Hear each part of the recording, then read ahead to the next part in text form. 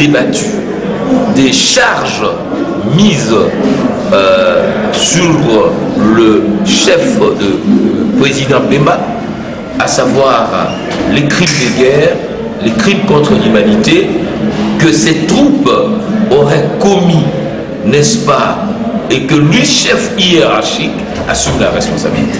Malheureusement, ces crimes restent sous forme de déclaration générale, d'un périmètre non limité, des faits généraux, mais qui finalement se révèlent des faits sous-jacents parce qu'on n'a pas pu permettre à M. Bemba de savoir qui a commis quoi et quand et où pour qu'il puisse présenter ses moyens de défense. Donc il y a une violation de l'équilibre du droit de la défense et le droit de la défense de M. Bemba est violé.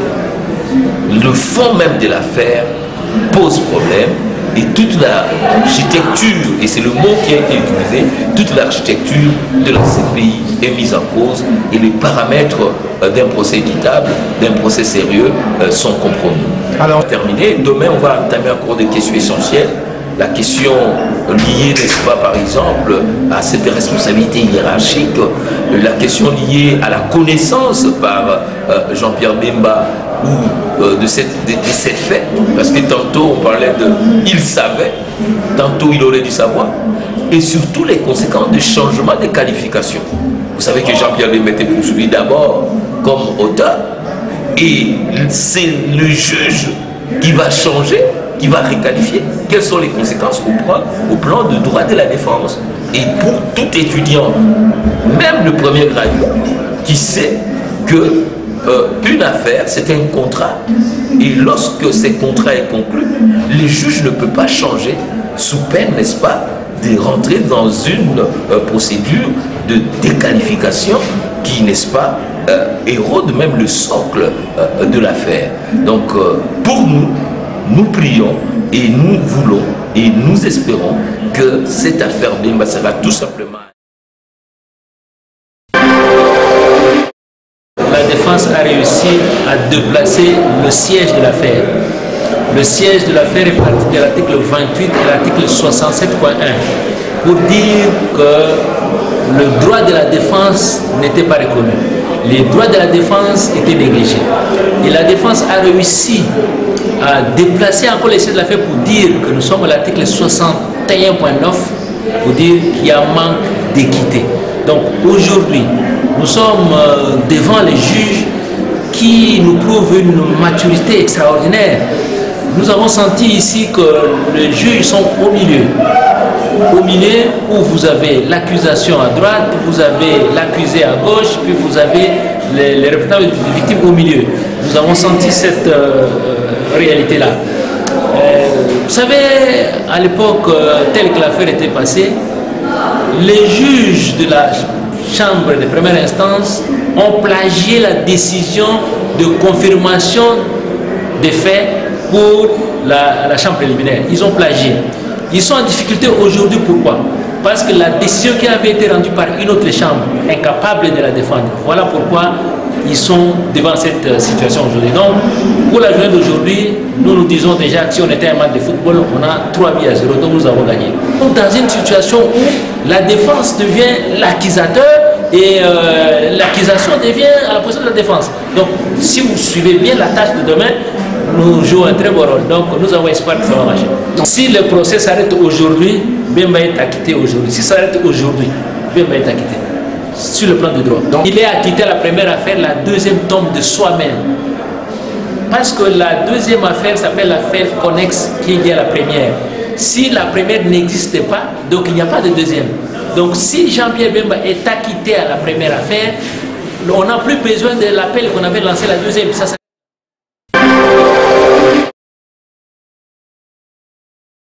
la question d'abord, qu'est-ce qu'il fait là-bas? Là-bas, il est entre les mains des personnes qui ne veulent pas nécessairement du bien, qui peuvent le relâcher ou pas en fonction de leurs intérêts. Avez-vous vu quelqu'un, un Américain à la CPI? Et pourtant, ils ont commis beaucoup de dégâts. Beaucoup de dégâts. Il n'y a personne là-bas. Avez-vous un Rwanda de la CPI, quelque chose de pouvoir rwandais qui était chez nous, chez Ougandais ou quoi que ce soit, ceux qui ont causé des dégâts en Syrie ou bien en Libye, les voyez-vous la CPI? Donc je veux dire simplement que c'est la loi du plus fort et quelque part, parce que nous sommes faibles, alors cela est possible.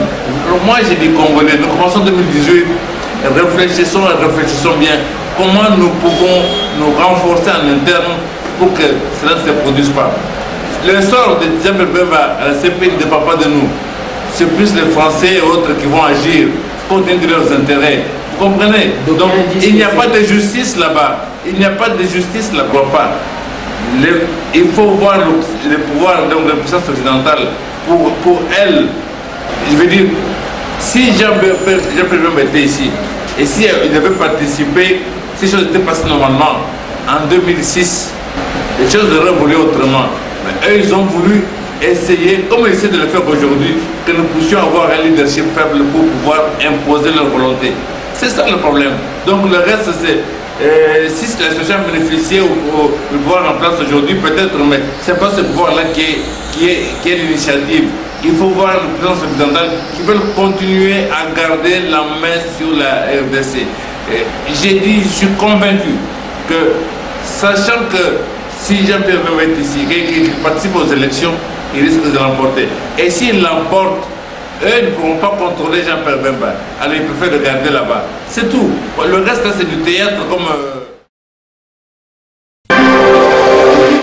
Les Congolais en général et Kinois en particulier apportent un soutien massif au leader et président du MLC, le sénateur Jean-Pierre Bemba Gombo. Ce dernier, de manière unanime et sans tenir compte de quoi qu'il en soit, formule le vœu de voir Jean-Pierre Bemba acquitté à l'issue de ce procès en appel. Comme on parlait, apparemment, il a fait 18 ans déjà en prison.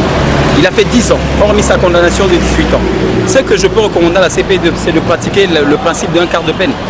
Si réellement c'est une cour internationale de justice de droit et qu'ils obtiennent ce qu'on a fait avec Thomas Lubanga, je ne sais pas qui a été libéré par rapport à une partie de sa peine qui a été épuisée. Je pense qu'on doit tenir compte de ce principe d'un quart de peine. Là, on lui donnera sa liberté. Le reste, il pourra purger le restant des années qui suivent dans un territoire avec certaines restrictions, certaines interdictions, mais il a au moins droit à sa liberté.